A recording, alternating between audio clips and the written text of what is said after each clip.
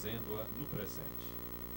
Quanto mais nos demorarmos na reparação de uma falta, tanto mais penosas e rigorosas serão no futuro as suas consequências. Allan Kardec, O Céu e o Inferno. Meus amigos, meus irmãos, muita paz, sejam bem-vindos a mais uma noite da nossa 52ª Semana Espírita de Vitória da Conquista. E que essa paz possa nos envolver nesse encontro de aprendizado e fraternidade.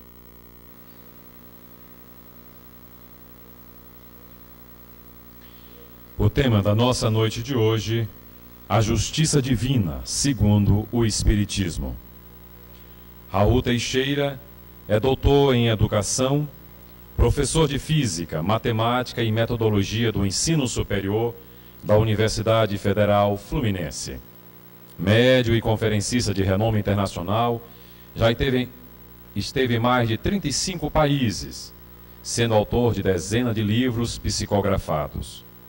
Fundador da Sociedade Espírita Fraternidade, em Niterói, estado do Rio de Janeiro, e do Remanso Fraterno, obra social que atende a mais de 750 crianças e seus familiares. Neste momento, com votos de muita paz, convidamos o nosso querido irmão para a sua conferência.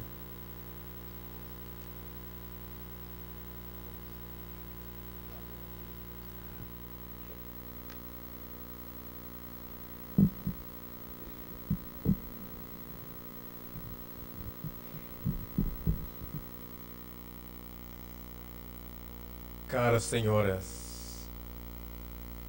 caros senhores, amigos jovens,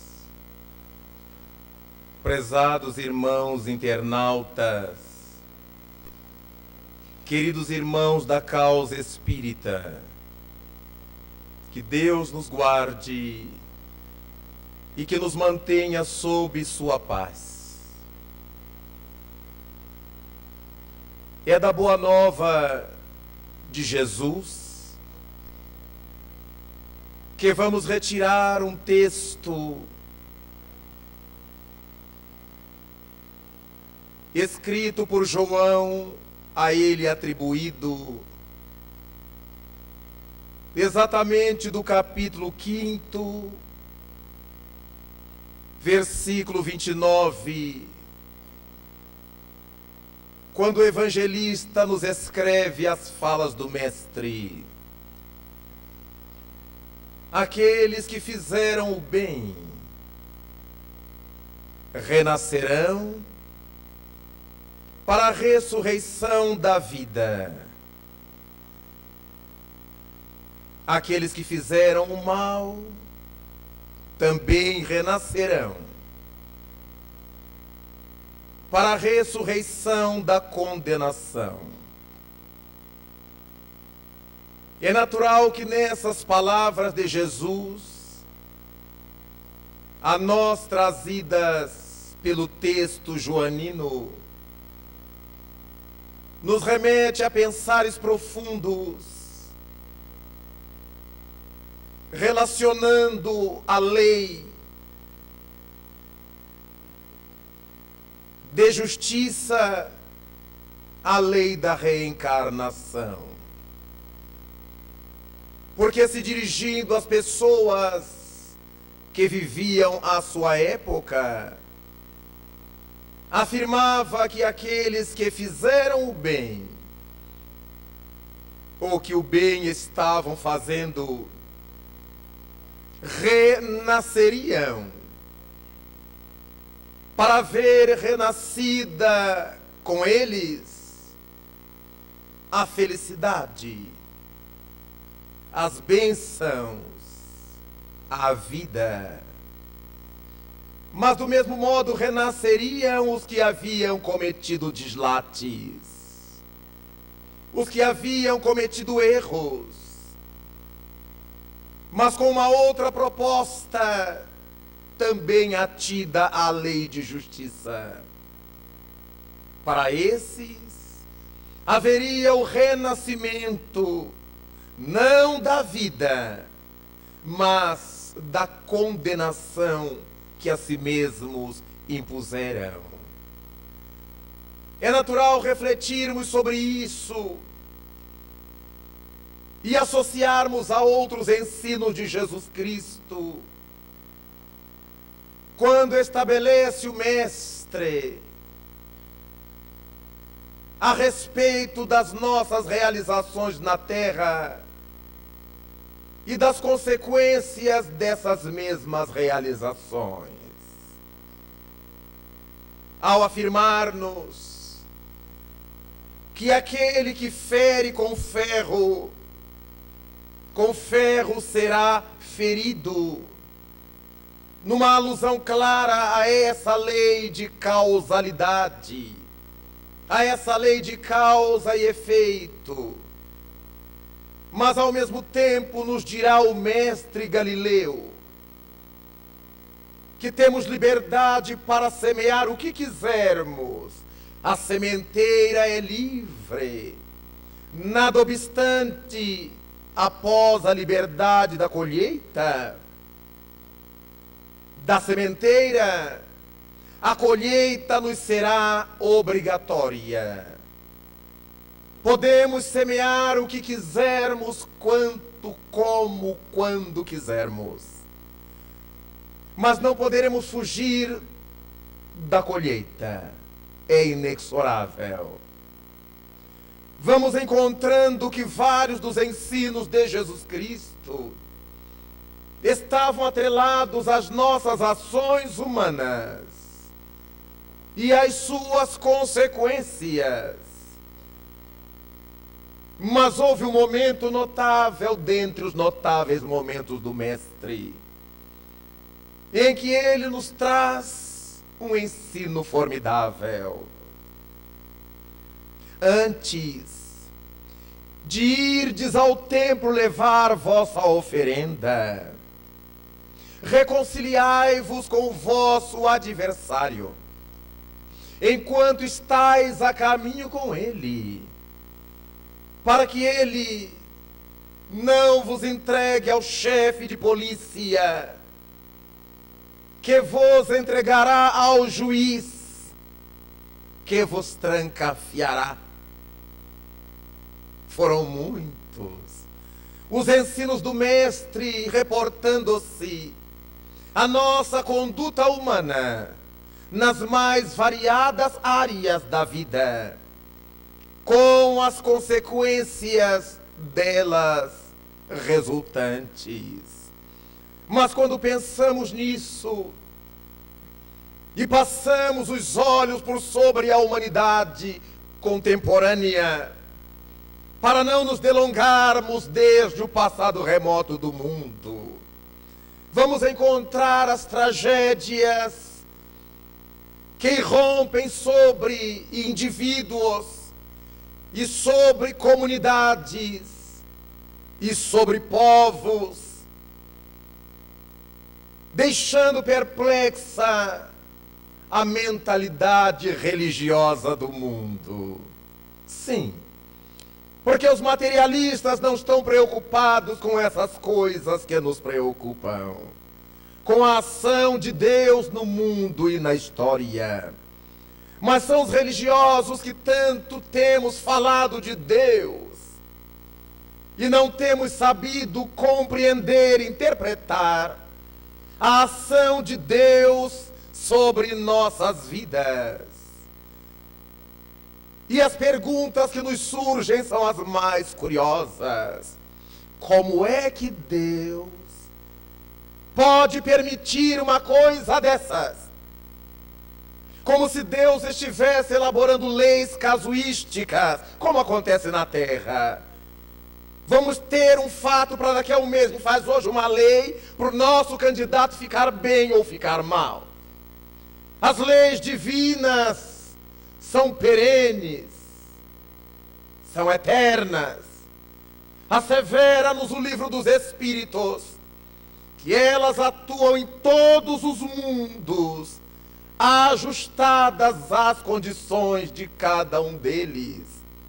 Mas é a mesma lei de Deus, que não se flete, que não se verga diante dos nossos interesses liliputianos, dos nossos interesses pigmeus, ou da nossa mentalidade ainda parva, ainda tola, pela nossa ignorância nas relações que pretendemos estabelecer com a divindade.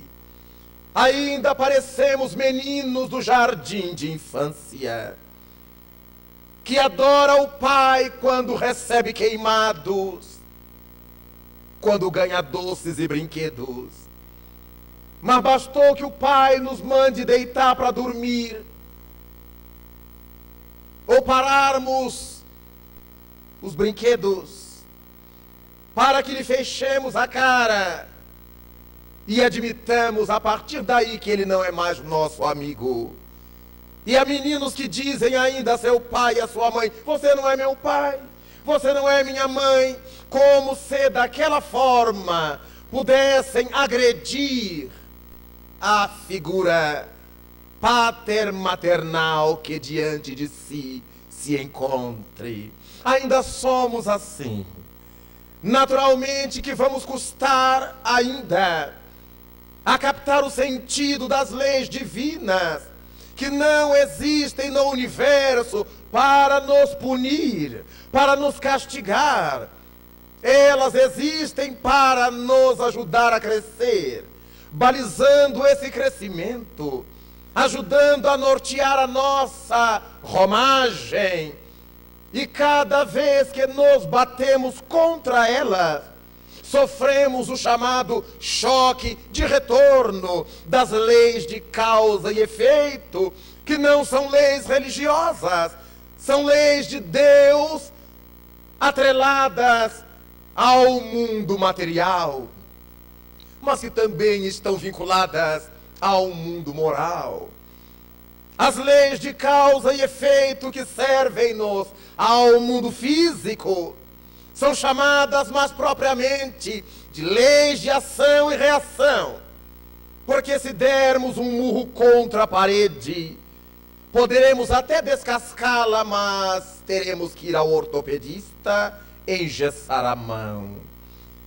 Se chutarmos uma pedra, sem qualquer dúvida até poderemos movê-la do lugar, mas ao mesmo tempo, com a mesma força com que ela foi deslocada, nós arrebentaremos os artelhos, e dessa forma, se nos atirarmos no espelho d'água, na posição devida, penetramos no ângulo ideal e mergulhemos. Caso a posição seja incorreta, se batermos de peito, de costas, etc., nos arrebentaremos pela exposição de uma área grande sobre a superfície d'água, que, de acordo com a altitude, se assemelhará a um granito debaixo de nós. A lei de causa e efeito.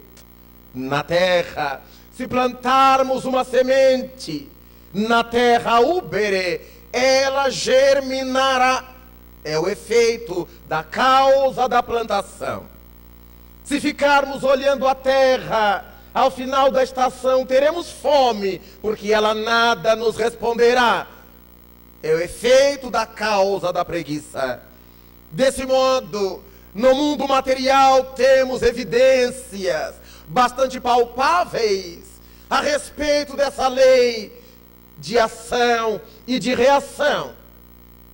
Mas no mundo moral, a lei de ação e reação ficará mais politicamente correta se dita lei de ação e reação, mas sim lei de causa e efeito.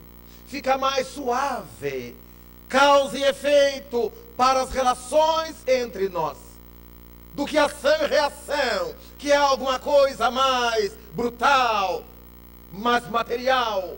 E desse modo, por ser uma relação inter-almas, temos mais dificuldades de percebê-las, de captá-las. Quando vemos um pai com um filho complicado, na saúde física, na saúde moral, na saúde social. Esse pai costuma clamar, costuma gritar: que mal eu fiz a Deus para ter um filho assim.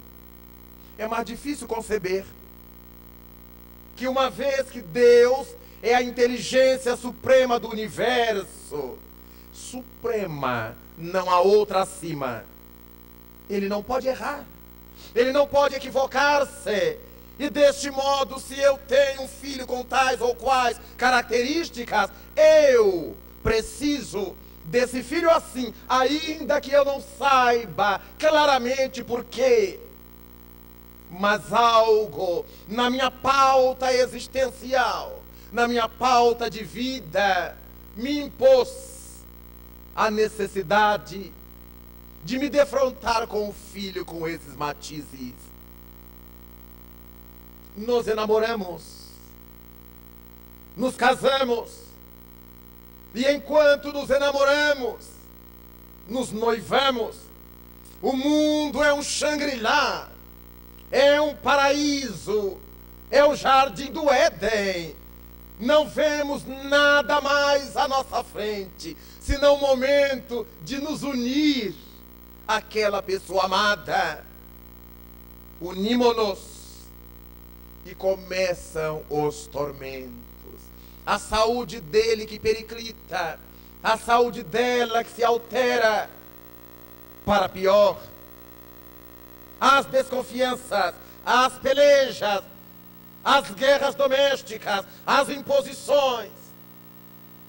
Mas por que é que isto não foi detectado antes? Por que antes tudo parecia o mar de rosas? Quando tal coisa se dá, parece-nos claro que havia razões imponderáveis para que aquelas criaturas não fugissem uma da outra, que pudesse chegar ao tálamo conjugal, a relação de intimidade, para que então descobrissem que se achavam, ou que se acham, num campo de necessários reajustes. Quantas vezes envolvemos a vida inteira, ou grande parte dela, num projeto existencial. Quero ser advogado, quero ser juiz, quero ser promotor, defensor, quero ser médico, quero ser engenheiro, quero ser professor, ou quero ser uma outra coisa qualquer em nível profissional. Investimos para isso anos e anos. E vamos encontrar no bojo dessas profissões as expiações que nos farão sofrer amargamente, que nos farão aprender intensamente. E nos lembramos que em O Livro dos Espíritos, mas propriamente na pergunta 132, Allan Kardec deseja saber dos imortais por que é que Deus impôs aos espíritos a encarnação. Por que é que Deus impôs aos espíritos a encarnação? A imposição decorre de ser a encarnação uma lei, e toda lei é uma imposição. Nenhum legislador cogita de sair perguntando a cada criatura qual é a lei que ele quer para governá-lo. Admite-se que o legislador tenha a visão mais ampla da sociedade, da vida social. E por isso ele sabe quais são os pontos frágeis, os pontos nevrálgicos dos problemas sociais. E em cima disso, legisla. E as leis são publicadas no Diário Oficial. E entram em ação quando da sua publicação. Temos que nos enquadrar. As leis nos são impostas. Não nos adianta dizer eu concordo com ela ou discordo dela. Eu acho, eu não acho, porque ela está aí. Imaginemos a inteligência suprema do universo forjando leis, e a lei da encarnação ou da reencarnação é uma lei divina que nos é imposta para o próprio progresso nosso. Daí a explicação dos espíritos haverem dito a Allan Kardec: Deus lhes impôs, que é uma lei da qual ninguém escapa, com o fim de fazê-lo chegar à perfeição. Que divina imposição para nos fazer felizes. Mas diz ainda o Espírito de Verdade que para uns é missão encarnar, para outros é expiação, pagamento de dívidas. Mas informam na mesma resposta que a expiação se manifesta no bojo, no seio, no íntimo das vicissitudes humanas. Então a expiação não vem de roupas especiais, assolando bandeiras, não. Nós nos casamos, que é uma vicissitude da vida corporal, e no bojo do casamento temos filhos problemáticos, temos problema de saúde entre o casal, temos problemas de indisposições comportamentais, temperamentais, entre os casais e seus filhos, entre os irmãos. Mas isso dentro da normalidade da vida, a formação da família. Não é necessário um episódio particular, e isso se chama expiação. Não. Aqueles que são profissionais das diversas áreas, todas as áreas profissionais têm as suas doenças profissionais. Problema de coluna, problema de varize, problema disso, problema daquilo, decorrentes do próprio exercício da profissão. Hoje ouvimos muito falar em ler. Para quem trabalha na informática, para quem tem movimentos continuados, repetitivos. Então, é no seio da própria profissão que eu escolhi, da vicissitude da minha vida, dos episódios da minha vida, onde se instala a expiação. Logo, não me caberia, caso fosse um pouco mais amadurecido, perguntar, gritando aos céus, que mal eu fiz a Deus, como se fôssemos capazes de fazer algum mal à inteligência suprema do universo, que não tem nenhum vínculo com o mal, que nem é obra sua. Se a questão é o mal, teremos que nos perguntar a nós próprios: que mal eu fiz a mim mesmo? Porque o mal é obra do indivíduo mal. A divindade, que é a bondade perfeita, jamais poderia criar o mal. O mal é fruto dos indivíduos ainda imperfeitos, que enquanto não compreendem a lei, vão tentando ludibriá-la, vão tentando ultrapassá-la sem acatá-la, e naturalmente vamos esbarrondando com os problemas variados decorrentes dessa insubmissão às leis da reencarnação que o Senhor da vida e dos mundos nos impôs. É a partir disto que começamos a imaginar essas leis onde estão. Allan Kardec perguntou aos imortais: onde está afinal escrita a lei de Deus? E no item 621 de O Livro dos Espíritos nos responderam eles: na consciência. E ficamos a nos perguntar: onde está a nossa consciência? Já que as leis de Deus nela se encontram, onde essa consciência se acha em nós? no calcanhar, no cotovelo, na ponta das orelhas, nos miolos, onde? Mas como a presença do ser espiritual está em todo o corpo orgânico, célula por célula, essa consciência cósmica que está no cerne do ser, representado pela cabeça, mas que a todo o ser, a cabeça representa a sede, o comando desse indivíduo que governa o corpo, como temos numa cidade a sede do governo, mas toda a cidade é governada por esse governo que vive na sede, ou que se instala nela. Então, em todo o nosso ser, essas leis estão presentes. Se eu pisar numa ponta de cigarro, estando descalço, sinto queimor.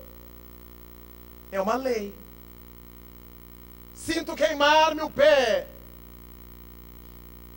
Se me pousa um inseto na cabeça, automaticamente passo a mão, porque a sensibilidade que eu tenho no couro cabeludo permitiu-me sentir que algo me havia pousado na cabeça, sobre os cabelos. Então, em toda parte existe essa sensibilidade, essa presença real do Espírito em cada ponto do nosso corpo. As leis divinas se manifestam em todo o nosso ser espiritual, em todo o nosso corpo que está ligado a todo ser espiritual. Daí a lei de justiça, que faz parte dessas leis divinas, também se manifesta através de todo o nosso ser. Se eu decidir-me por comer exageradamente, mesmo que ninguém me fale nada,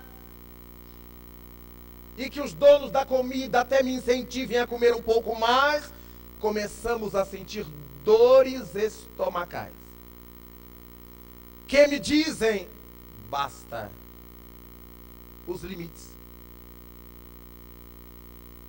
Se nós exageramos na fala, falamos além do necessário, além do devido, além das nossas possibilidades, vamos ficando afônicos.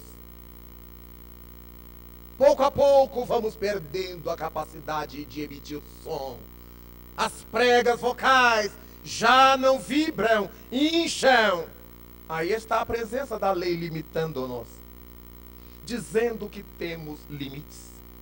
Não podemos fazer o que bem queremos. Daí, toda lei, todas as leis vibram em nós e se refletem através de nós. Há dias,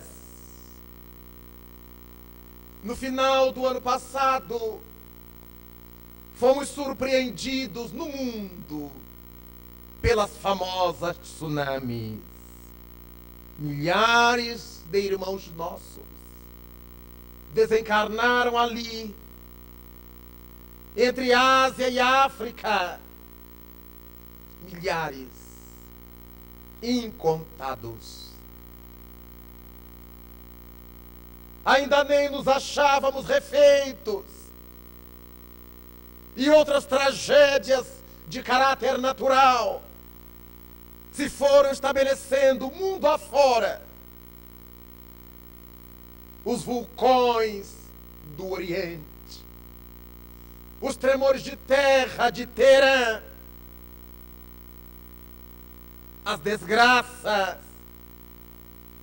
que se abateram sobre os Estados Unidos nesse último mês de agosto. Uma cidade convertida num grande pântano, com incontável número de mortos toda cidade perdida no maior país do mundo. Parece que a divindade nos está querendo dizer algo. Com todo esse poderio, bastou romper-se com o furacão as comportas que seguravam as águas. Diante de uma cidade em nível mais baixo, bastou isto para que mudasse a vida de um país inteiro, através de uma cidade inteira mergulhada. Como nós somos frágeis e presunçosos. Como nós somos fracos e petulantes. E nos sentimos senhores de tudo, quando não conseguimos ser senhores de nós mesmos. Por que Deus permite tal coisa? Ouvi ainda há uma semana de uma voz estentórica de um companheiro espírita. Eu lhe perguntei: o senhor é de que religião? Eu sou espírita. Eu digo: deve ser espírita de passar na porta do centro. Gostou desse nome e simpatizou-se com ele. Mas o senhor nunca abriu um livro espírita. Porque o que o espiritismo mais nos fala é da lei que mais tem a ver com nossa vida. Lei de ação e reação. Recordei-me, e lhe disse, de que o espírito Clélia de Plantier escreveu um dia, e mais tarde foi inserida sua mensagem no livro Obras Póstumas pelos discípulos de Allan Kardec, já que o livro não pertence a Allan Kardec, mas aos seus discípulos que o publicaram em seu nome. Clélia de Plantier nos fala das mortes coletivas com uma lucidez, com uma lógica inarredáveis. Começa ela por analisar a nossa estada no mundo como cidadãos. E diz que temos atos que são individualmente perpetrados, da alçada do indivíduo. Há outros atos nossos que são cometidos no conchavo familiar. Toda uma família se une para cometer determinada coisa, positiva ou negativa. E há atos que são compartilhados por nossa cidade, mas que podem ser compartilhados por nosso país, por nossa raça. E desse modo, se forem coisas boas, o indivíduo, a família, o país, a raça, colherão resultados opimos. Se forem coisas negativas, o indivíduo, a família, o país, a raça, colherão as consequências nefastas.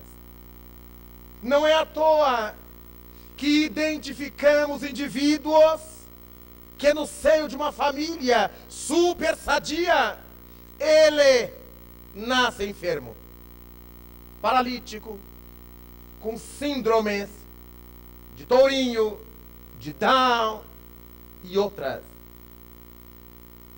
Mas a família não tem aquelas características. A medicina diz, é um caso em 1 milhão. E foi o dele.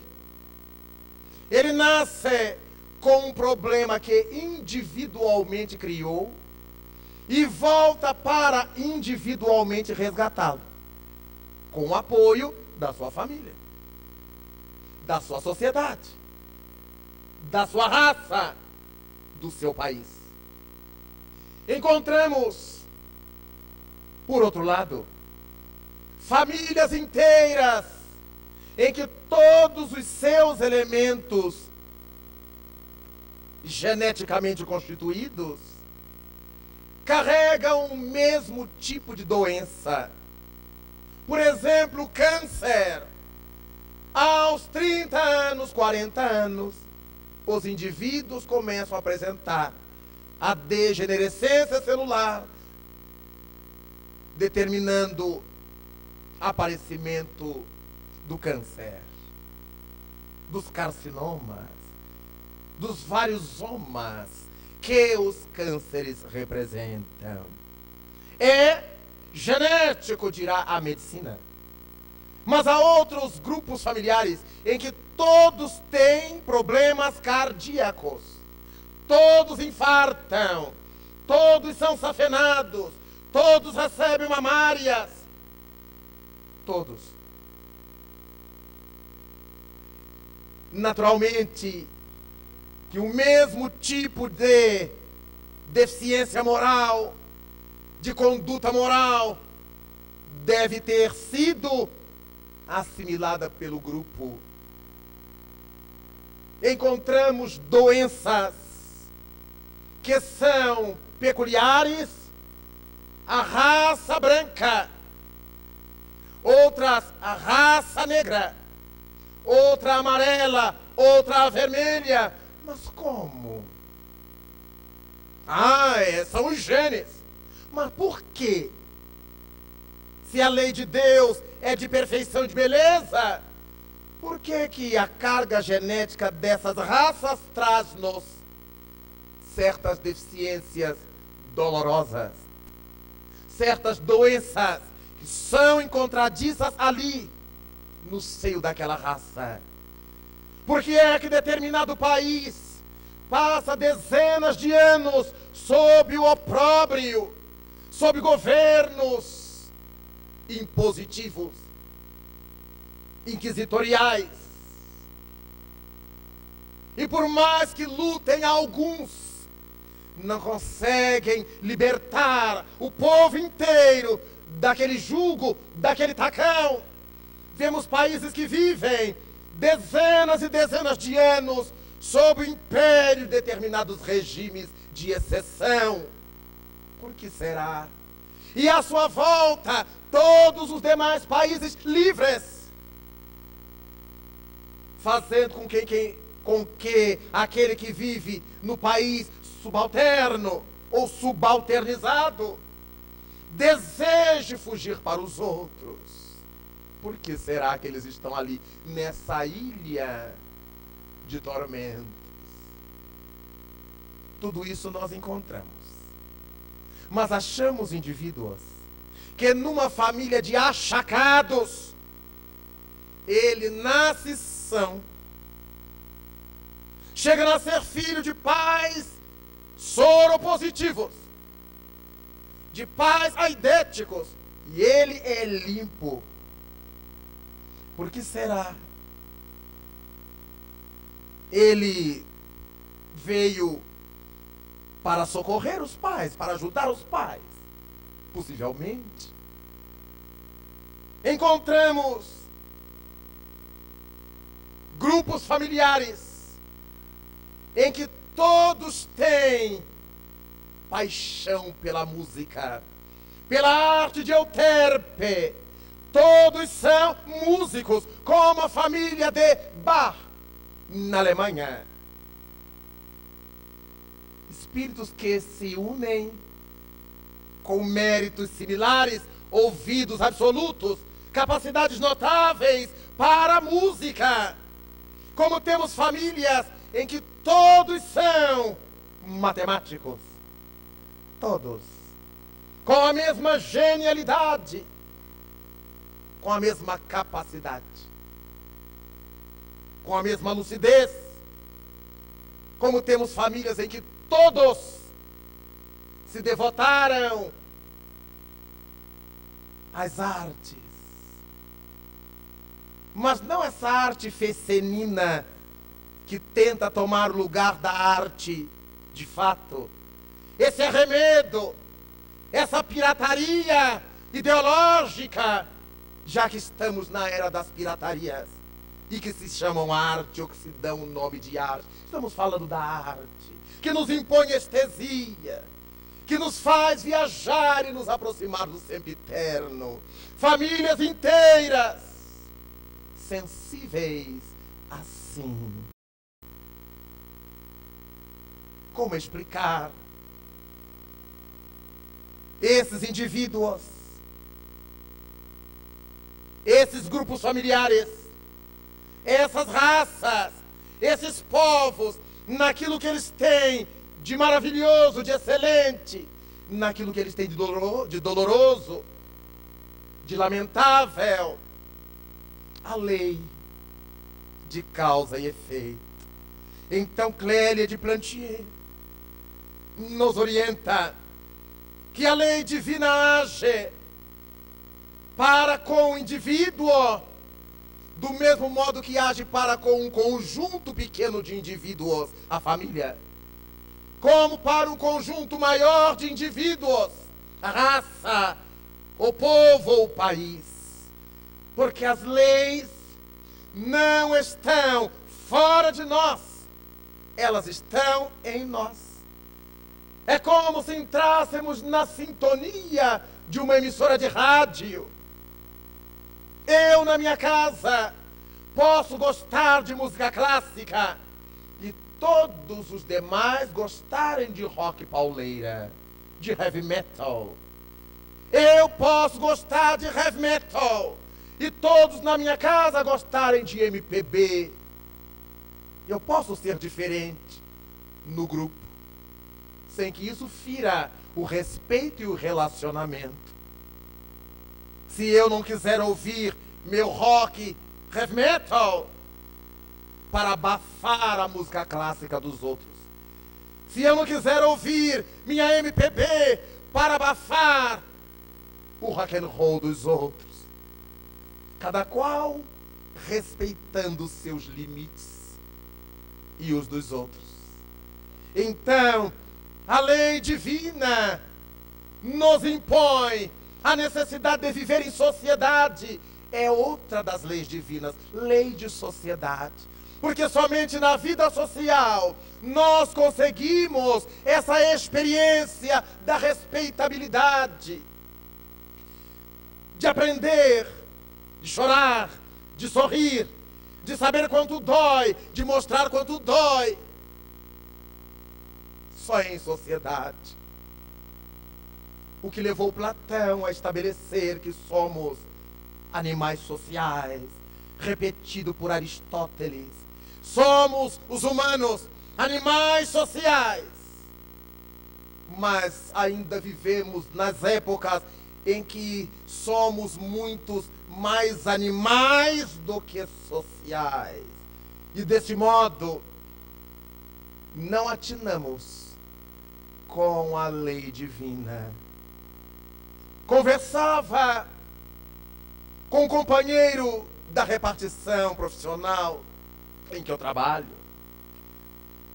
que ele é de um circuito reformado, e me dizia ele, numa conversa educada, mas profundamente intolerante de sua parte: Raul, você sabe que você já está no inferno? Eu digo, eu não sabia. Eu acho que eu não vi o Jornal Nacional ontem. Você sabe se já está no inferno? Professor universitário. Eu digo, mas por que razão? Eu já lhe destratei. Eu já deixei de cumprir meus deveres. O que aconteceu que eu já estou fatalmente no inferno? Sua religião. Eu digo, mas o que tem a minha religião? E por que não a sua? Porque eu pago para ser espírita, você recebe para ser evangélico. Se alguém tem que estar no inferno, deve ser você. Eu tiro do meu bolso para dar para os pobres, você tira dos pobres do seu bolso. Então as coisas estão equivocadas. Alguma coisa está equivocada. Eu disse, escuta, mas você é um professor universitário. Pelo menos a urbanidade do trato deveríamos ter. O respeito à escolha alheia. Nós vivemos uma vida inteira num país pelos direitos individuais. O Brasil deixou de ser um Estado católico para ser um Estado laico já faz tempo. E na sua cabeça de professor universitário, ainda você me tem como uma alma perdida, sem observar meus atos? Se Jesus Cristo propôs, meu amigo, que nós orássemos pelos que nos perseguissem e caluniassem, não é o meu caso com você. Que amássemos ao próprio inimigo, que não é o meu caso com você. Não sou seu inimigo. E você me devota esse desprezo por causa da minha opção de fé, alguma coisa está errada na ordem do evangelho que você lê. Porque no evangelho que eu leio, Jesus Cristo ensinou que seríamos reconhecidos como seus discípulos pelo amor que vivêssemos entre nós. Alguma coisa está equivocada. Jesus Cristo estabeleceu que nos deveríamos amar uns aos outros. Não havia religiões à época, tanto quanto ele nos estava amando. Mais tarde, na primeira epístola, o apóstolo Pedro escreveu que o amor é capaz de cobrir multidões de pecados. E você, acadêmico, universitário, professor, fazendo cabeças, forjando mentalidades, ainda com uma reflexão religiosa tão apequenada. Onde você leu no evangelho que tinha que ser inimigo dos espíritas? Onde? Se a época de Cristo nem espiritismo existia. Tá certo que há algumas traduções do Velho Testamento que dizem que Moisés proibiu o espiritismo. Ele devia ser mágico. Porque o espiritismo não tem ainda 150 anos. E Moisés, seus escritos são de 4.000 anos. Se há 4.000 anos ele já tinha proibido uma doutrina que não tem 150, ele era mágico.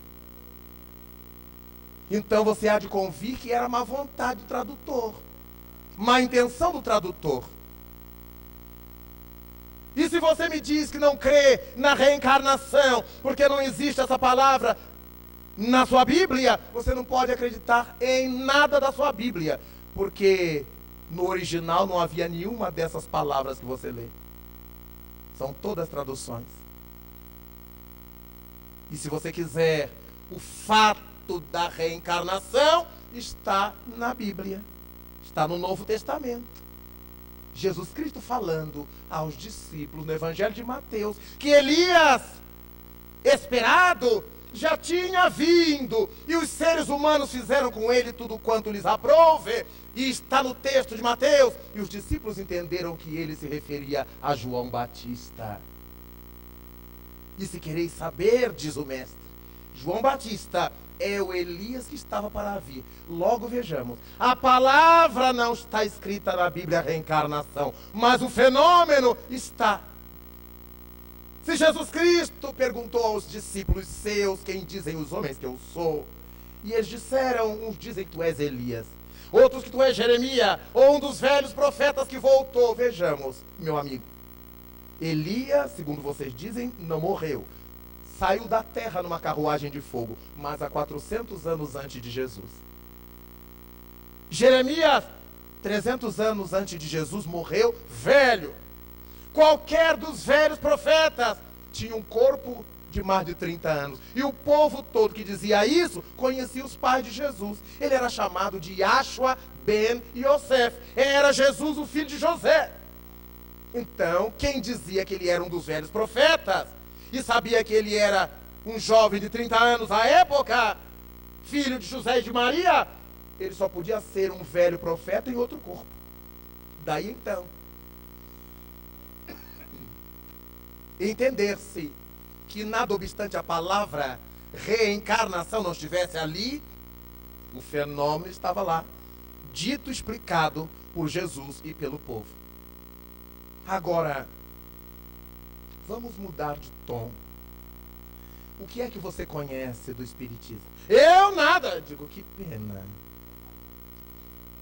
Porque eu estou lhe falando de coisas dos seus textos bíblicos e você não pode me antagonizar com nada da doutrina espírita. O dia que você ler um livro espírita, vai desistir dessa loucura.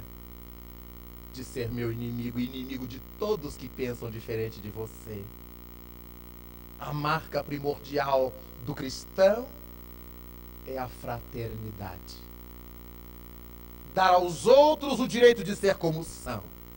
E tu sabes que o próprio Cristo nos disse um dia: aquele que quiser vir após mim, quiser o direito de ir ou não, negue-se a si mesmo, abra mão do seu orgulho, tome sua cruz, assuma seus compromissos e siga-me. Mas aquele que quiser. Mas você querer me impor. E a conversa delongou-se.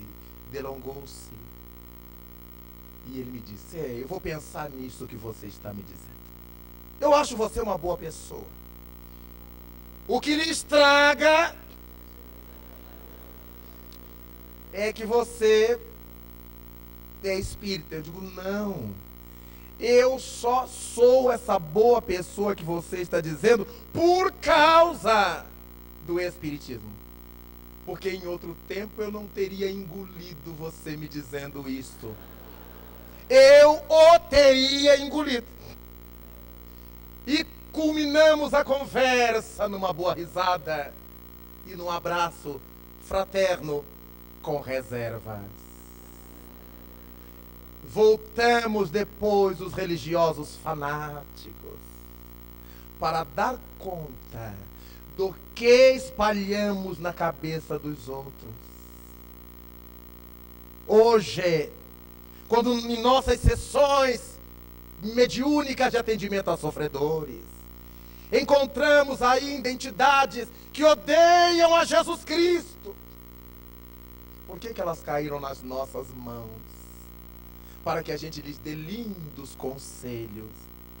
Possivelmente porque tenhamos sido daqueles que levantaram a bandeira nas cruzadas de Tancredo de Siracusa, nas Flandres, sobre Jerusalém em 1099, sobre outras partes do mundo, para em nome de Jesus saquear, em nome de Jesus matar, em nome de Jesus dominar, porque a covardia da pequenez humana sempre nos fez usar o nome da divindade, quando não tínhamos coragem de usar o próprio nome para as coisas mais negativas que poderíamos realizar.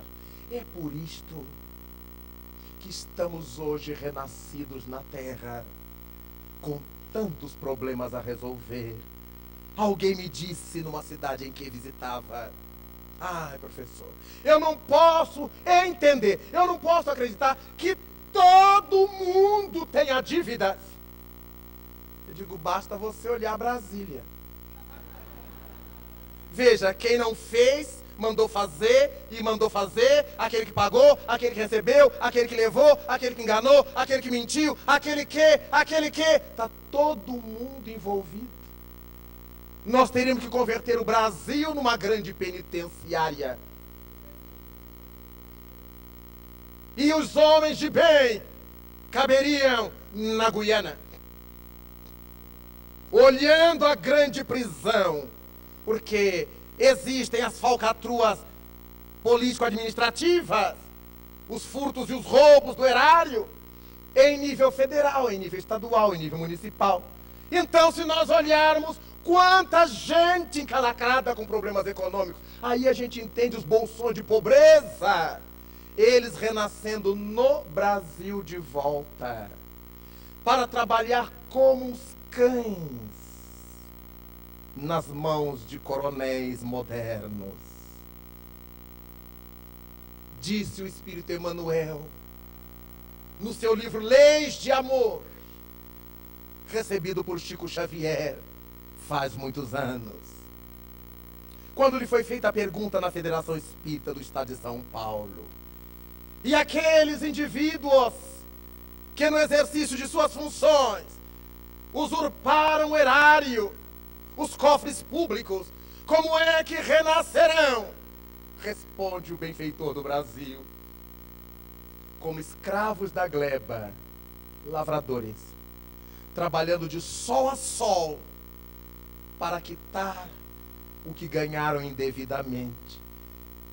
Quando eu li essa resposta, fiquei pensando que no futuro do mundo, e não havia ainda estourado o Valerioduto. Eu fiquei imaginando que ia faltar terra para tanto lavrador. A forma como a divindade encontra para colocar os indivíduos que erraram a esse nível para devolverem vida, porque o lavrador está produzindo o que a sociedade inteira come. O homem do campo está produzindo o que a sociedade inteira bebe, o leite. O pão para a mesa, enquanto resgata, na vicissitude da vida corporal de lavrador, o resgate dos tempos em que ele usurpou. Todos trabalhando de sol a sol. E nós olhamos essa multidão de indivíduos e dizemos: meu Deus, como é que ninguém olha para essa gente? Deus está olhando para que eles não saiam dali, para poder quitar-se com a consciência. Há o dever nosso de trabalhar, de lutar para que eles saiam dali. A nossa parte. Mas quem deve não consegue sair. Quando consegue, o lavrador nordestino que vivia numa sequia interminável, toma da família e corre para o Rio Grande do Sul, que é o celeiro do Brasil em termos de agricultura. E quando chega lá, a enchente destrói tudo que ele plantou. No extremo era seca, no outro a enchente. Corre para o Mato Grosso, a praga de gafanhotos destrói tudo que ele plantou. Diz-nos o Espírito Camilo: a culpa acompanha o culpado. Não é o lugar. O Nordeste não é seco em muitas de suas áreas, por causa das pessoas que foram nascer lá. Essas pessoas foram levadas a renascer lá por causa das características de sequia da região.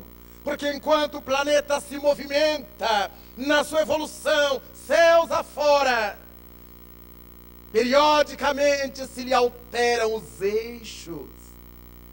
Onde era mar, vira montanha. Onde era floresta, se faz deserto. Onde era deserto, vira mar. Os movimentos da terra. E segundo afirmava o Buda, o karma é como a roda. Em cada momento nos achamos numa posição dessa roda que gira. Quem é príncipe hoje, quem é bastardo hoje, dali a pouco mudará de posição. Quem estava numa posição aqui e outra aqui, na mudança, alternam-se as leis da vida. Quando nós encontramos essa multidão de gente coletando o que vai comer nas lixeiras das grandes cidades,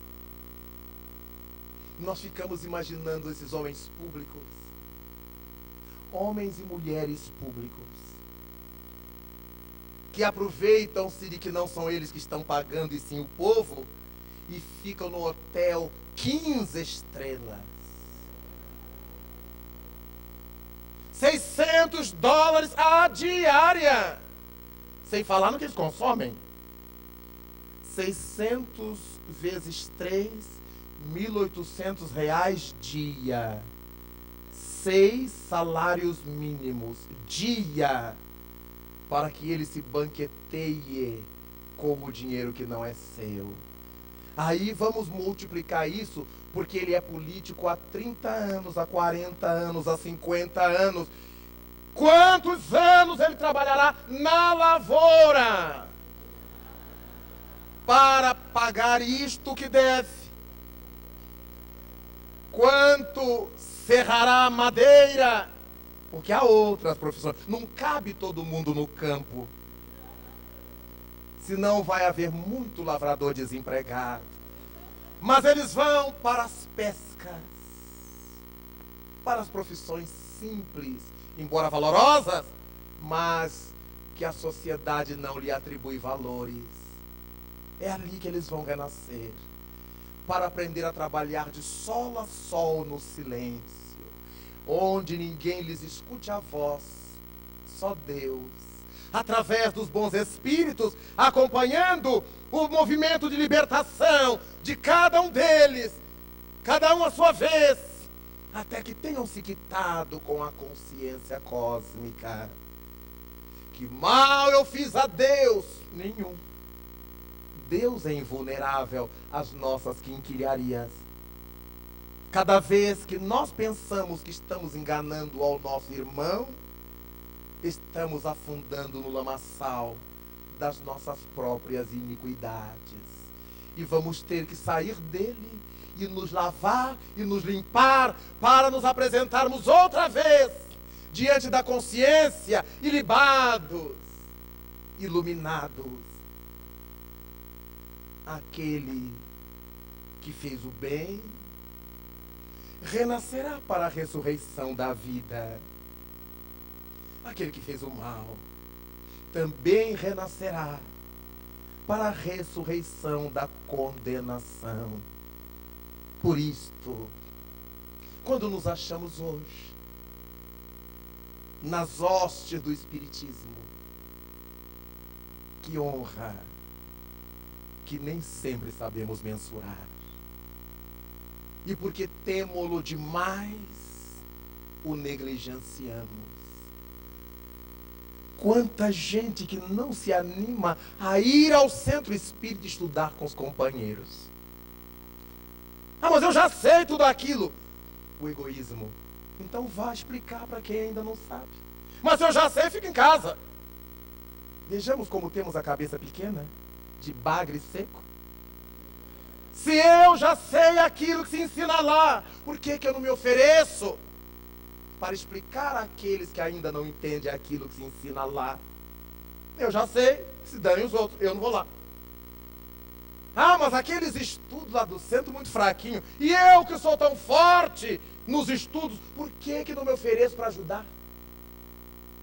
Porque temos demais e desdenhamos. Saímos por este mundo de Deus. Conhecemos células espíritas em lugares inimagináveis mundo afora. Com meia dúzia de pessoas.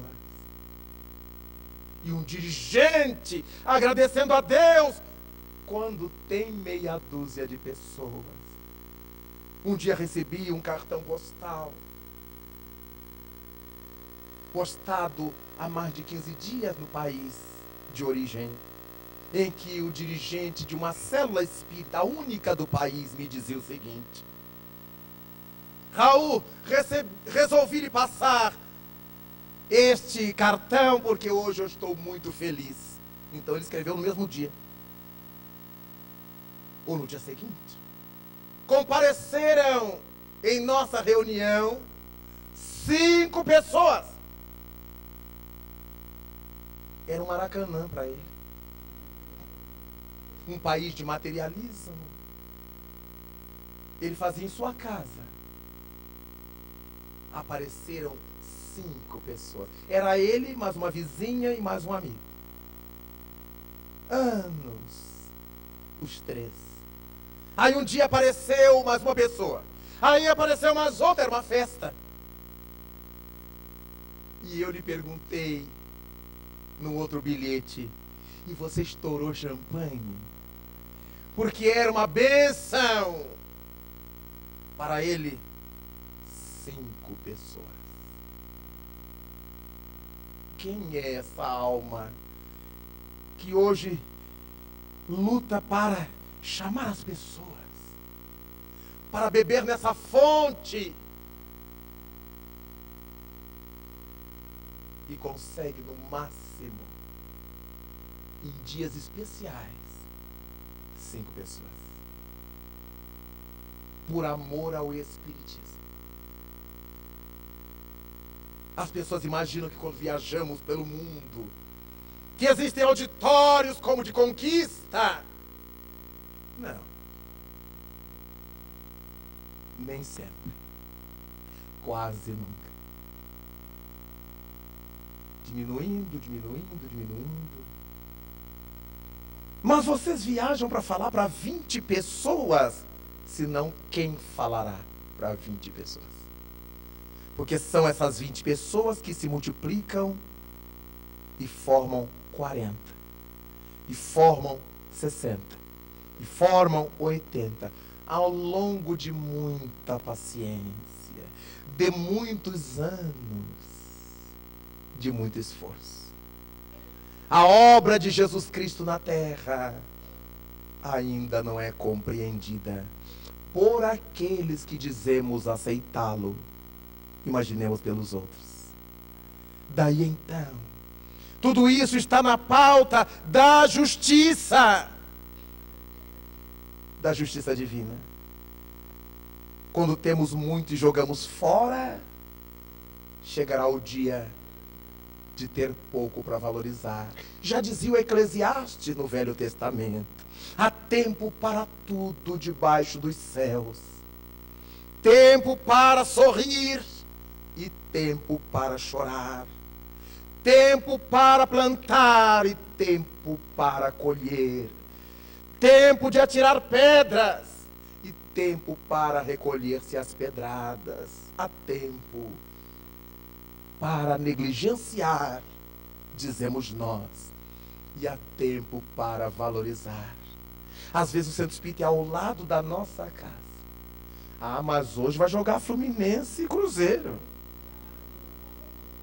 Não, mas hoje vai ter. Hoje é o capítulo em que o Rafael se casa com Serena. Não, mas hoje é hoje.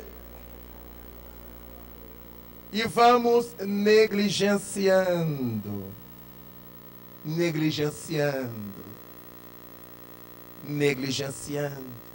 E o fazemos de tal modo que já não nos damos conta de que estamos negligenciando. Um espírito, numa comunicação que deu em Paris, afirmava, à época ainda de Allan Kardec, que ele deveria renascer na Terra para uma incumbência importante. Ele deveria plantar um algodoal. E a pessoa que conversou com ele ficou intrigada, mas que missão curiosa. E por que você terá que renascer para plantar um algodoal? E ele contou que era comerciante de tecidos em determinada região. E se especializou em tirar de cada metro que vendia 10 centímetros do freguês. E como as pessoas nunca compravam 1 metro, compravam vários metros, ele as usurpava sem que elas prestassem atenção. Era uma época que as pessoas não tinham esses instrumentos de medida em casa. Só quem tinha era o comércio que trabalhava com aquilo. Mas durante o dia, se ele fizesse, por exemplo, 10 vendas, ele tinha usurpado 1 metro. 10 centímetros, 10 vezes 100 centímetros, 1 metro. Por dia. Bobagem. Mas ele trabalhara dezenas de anos com o mesmo espírito de usurpar os centímetros do tecido. O que ele devia à sociedade lhe impunha o dever de plantar um algodoal. Quantos de nós deve uma palavra boa por dia a alguém que precisa? E a gente está com pressa. Outro dia eu falo, lá no centro eu falo. Mas é naquela hora que a pessoa está precisando.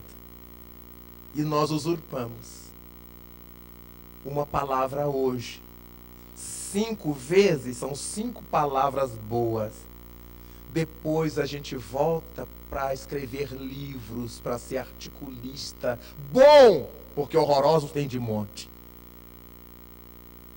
Para levantar as pessoas. Escrever autoajuda. Tentar socorrer de todas as formas. Porque no dia em que eu pude, eu joguei fora. Não negligenciemos nenhuma oportunidade de fazer o bem. Nenhuma. Por mais mínima, atravessar uma pessoa à rua, ajudar alguém a subir na condução, ceder lugar no ônibus para uma senhora, para um senhor, ou para um jovem que esteja carregando peso. O respeito é geral, não é só a pessoa idosa. Porque se eu não aprendo a respeitar o jovem, como é que eu vou respeitar o idoso? Há pais que dizem a seus filhos, respeite os mais velhos. Não, respeite a todo mundo, meu filho.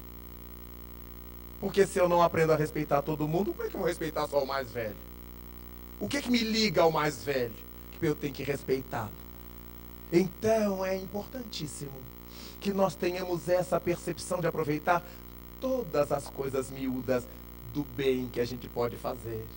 A mesa na nossa casa, ceder a vez. Sirva-se. Mas isso é tão banal. Na minha casa todo mundo é mal educado. Mas eu já não sou. Sirvam-se. E se não sobrar? Sirvam-se. Um amigo meu disse assim, Raul, esse negócio de os últimos serão os primeiros. É verdade. Os últimos serão os primeiros a ficar com fome. Eu digo, olha, não distrate o ensinamento evangélico. Mas ele fez um raciocínio imediatista. Naturalmente, todos nós estamos vinculados às leis e delas não fugimos. Nós podemos fugir do vizinho, do credor que nos quer cobrar, de todas as pessoas. Eu posso fazer uma cirurgia plástica, mudar de cara, mudar a cor dos cabelos, mudar de cidade, emagrecer ou engordar. Mas eu sei que eu sou eu. E se o problema é comigo, eu não me adiantaria enganar as pessoas, se eu não consigo me iludir a mim. A lei divina está na minha consciência individual. Eu sei que eu sou eu. Eu sei o que eu fiz e o que eu deixei de fazer. E a doutrina espírita nos chama a atenção, porque Deus é amor perfeito, mas é a justiça perfeita. Não passa nada diante do olhar divino, simbolicamente, já que suas leis estão em nós. Não passa nada em nós que ele não conheça através das leis que implantou em nós. As leis divinas em nós são os chips que a divindade colocou em nós para que possa nos acompanhar onde quer que estejamos, possa saber-nos como estivermos. Daí, tenhamos essa concepção lúcida de que os fenômenos que ocorrem em nossas vidas são fenômenos esperáveis num planeta como o nosso. Alguém me perguntou, em função da tsunami de dezembro passado, mas professor, será que todas aquelas pessoas que morreram precisavam morrer assim? Digo, não. Não, muita gente desencarnou e não tinha nada a ver com a tsunami. Tinha com a consciência cósmica. Quando nós fazemos mal a alguém, e mesmo que esse alguém nos perdoe, esse alguém não tem mais nada comigo, mas eu continuo tendo com as leis que eu desobedeci. Por isso Cristo disse: estão perdoados, mas não limpos.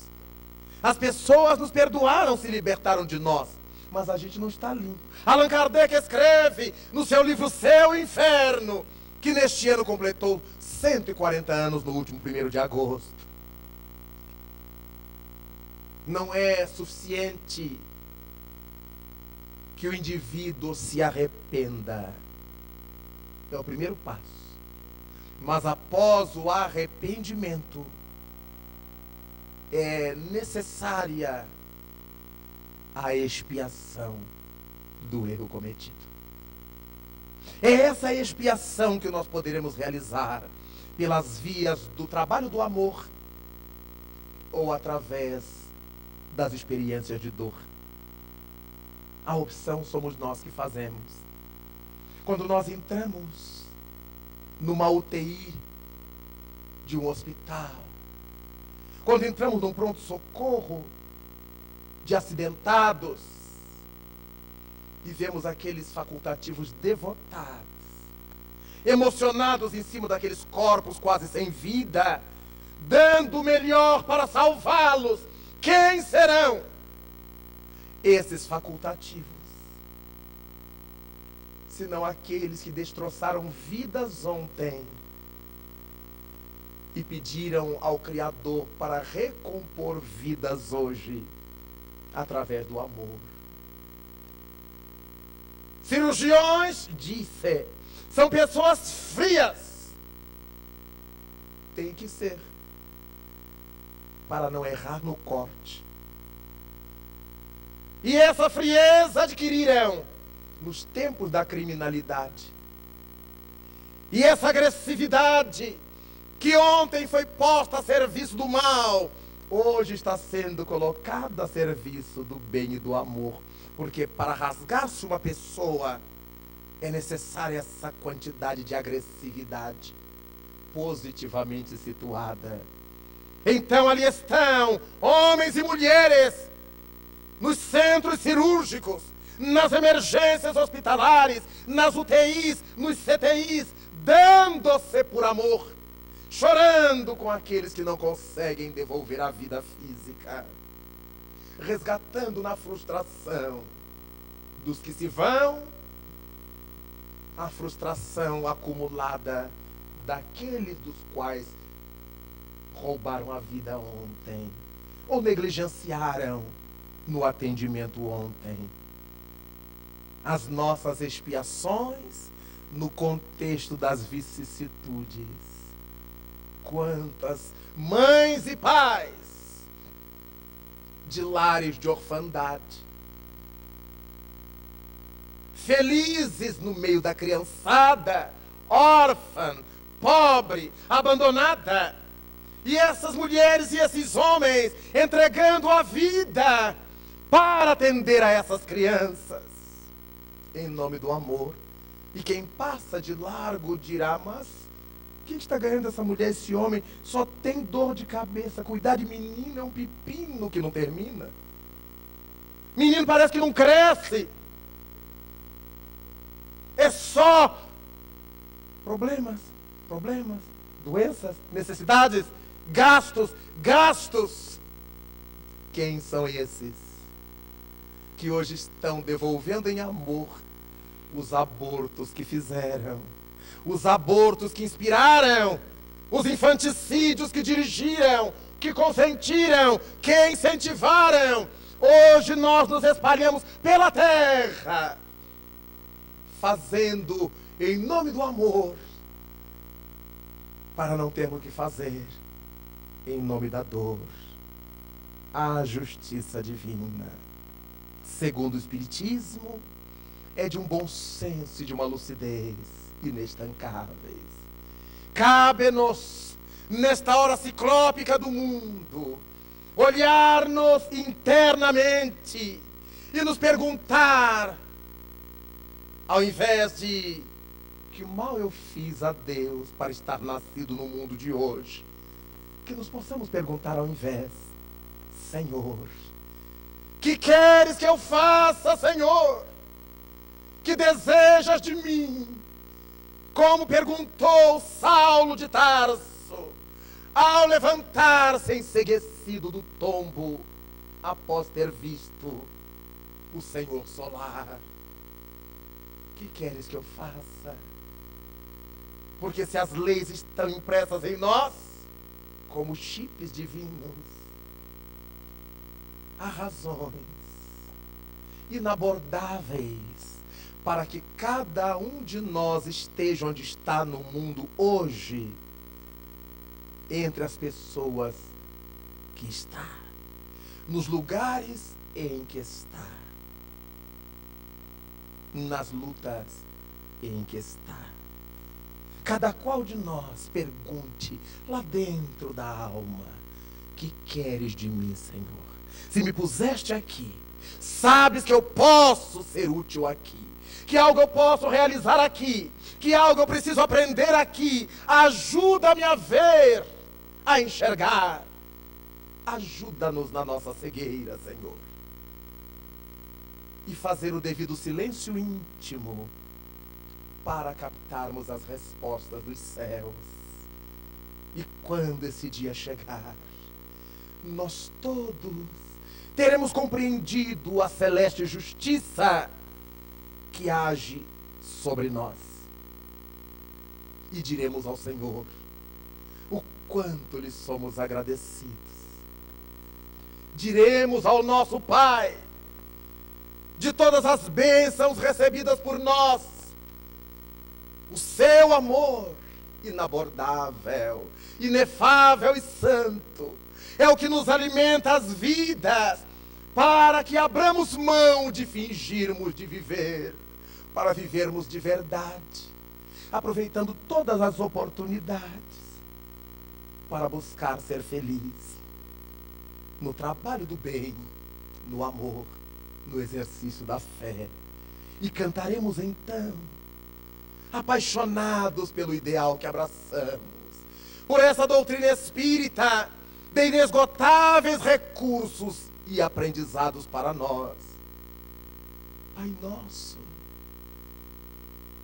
Pai nosso que estás nos céus, na luz dos sóis que vibram, que brilham nos infinitos, Pai amoroso e bom, de todos os seres aflitos que gemem, que choram, que se debatem, que se estertoram neste mundo de caos, nesse mundo de escarcéus, santificado, Senhor, seja o teu nome sublime, que em todo o universo exprime ternura, concórdia, misericórdia, amor. Venha ao nosso coração o teu reino de bondade, reino de paz, reino de claridade, nessa estrada augusta que nos leva à perfeição. Cumpra-se o teu mandamento, Senhor, mandamento que não vacila, mandamento que não erra, seja nas engrenagens dos céus, seja nas estruturas da terra, onde ainda existe tanta mágoa, tanta dor, tanta aflição, tanto sofrimento. Livra-nos, Senhor, de todo mal, mas dá-nos hoje o pão em nosso caminho. Deixa, porém, que ele seja amassado com o trigo do amor nas mãos e no carinho dos nossos benfeitores espirituais. Auxilia-nos também, para que em nossos deveres cristãos aprendamos a amar a todos os nossos irmãos, primordialmente aqueles que ainda se acham distantes do bem.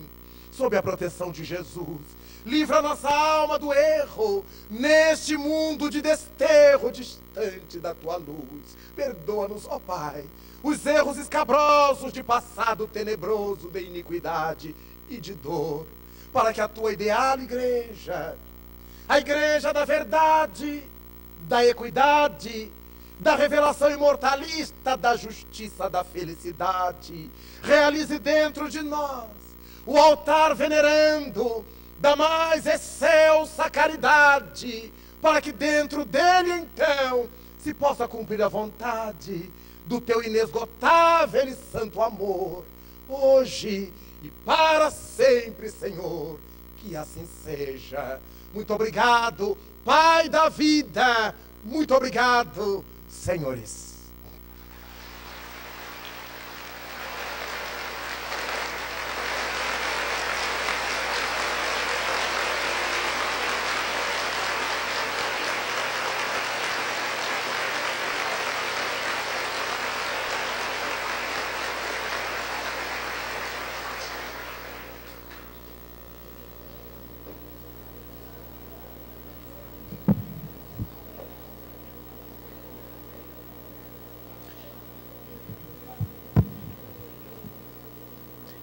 Agradecemos ao nosso irmão Raul Teixeira pelas suas lições de sabedoria e de paz nesta noite.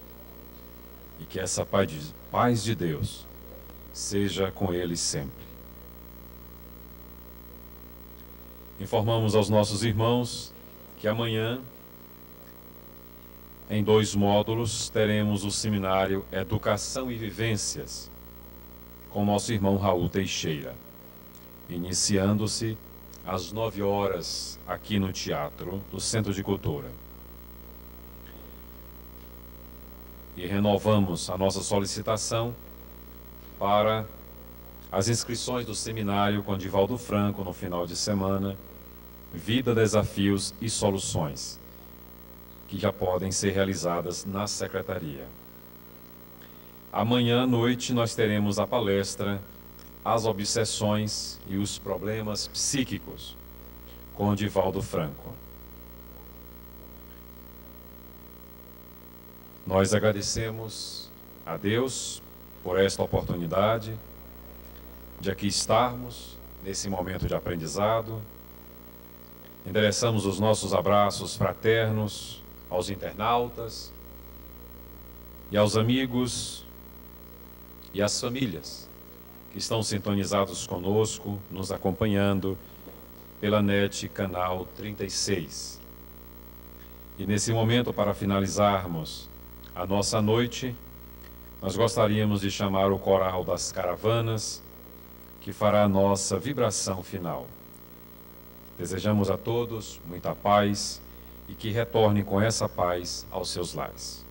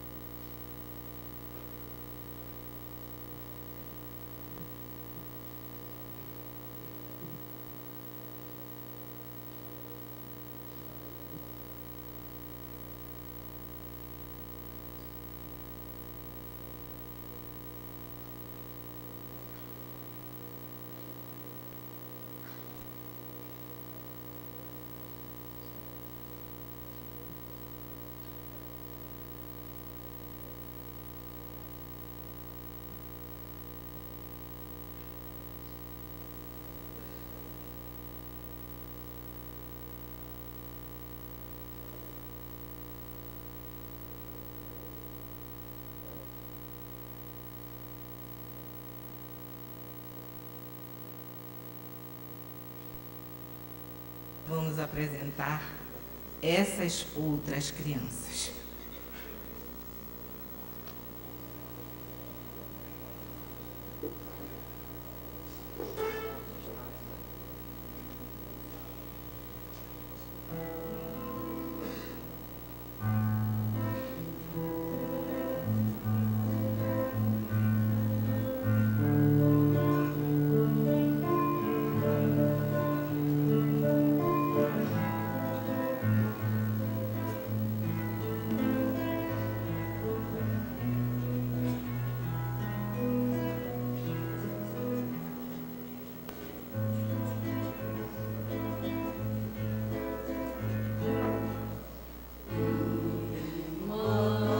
Crianças pelas ruas necessitam amor. Sente fome, sente frio, sente sede. Discriminada, abandonada na calçada. Era capaz de auxiliar, de ajudar.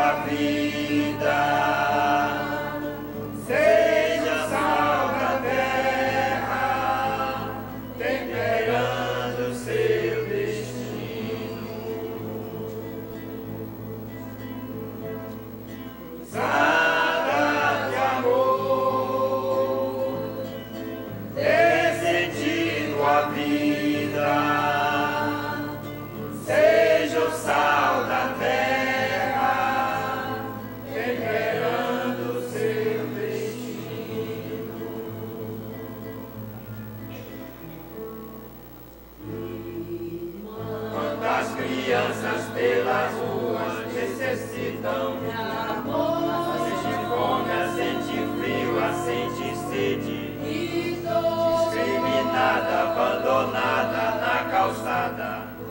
Será capaz de auxiliar, de ajudar seu coração para que ela cresça e viva, a construir ao seu redor a paz. Essas crianças excluídas por muitos, rejeitadas por nós, reclamam direção.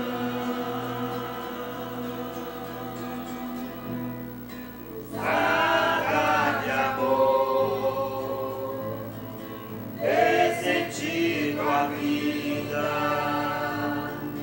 seja sal da terra, temperando seu destino. Usada de amor, dê sentido à vida, seja o sal da terra, temperando seu destino.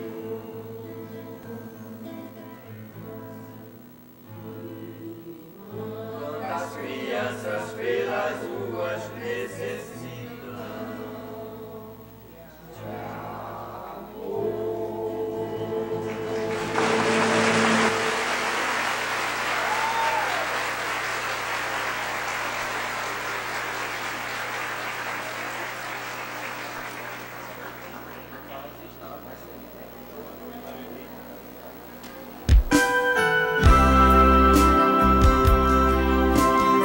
Boa noite para todos.